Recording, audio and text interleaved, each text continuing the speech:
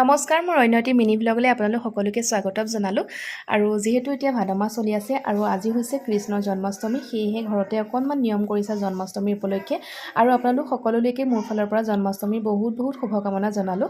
আৰু ভণ্টি এইফালে বনাই আছে ক্ষীৰ আৰু মায়ে বনাই আছে কেঁচা পিঠাগুড়ি, যোনটো লাড়ু হয় জন্মাষ্টমীত দিয়ে, সেইটো বনাই আছে। ঘিউ, মৌ, চেনি, কেঁচা গাখীৰ এনেদৰে মিলাই কৰি বনাই আছে। মই নাজানো বাৰু বনাবলৈ, সেইকাৰণে এয়া প্ৰসাদ দিবৰ কাৰণে সৰু ল'ৰা ছোৱালী কেইটামানকো ওচৰৰে মতা হ'ল। সিহঁতি আহি এয়া নাম গাই গাই কিবা কিবি ফূৰ্তি কৰি আছে আৰু বাৰান্দাতে বহি, দেখিছেনে। আৰু এইফালে বাল গোপাল ভগৱানজীক এনেদৰে ধুনীয়াকৈ পূজা কৰিবৰ কাৰণে সজাই মেলি লৈছে। আৰু আজি অনা হৈছে ঘৰলৈ। আৰু আজি যিহেতু জন্মাষ্টমীৰ দিনটোত ঘৰলৈ তেওঁক আনিলে বহুত ভাল বুলি জানো। আৰু এইফালে আমাৰ লাডু হৈ গ'ল, কেঁচা পিঠাগুড়ি লাডু।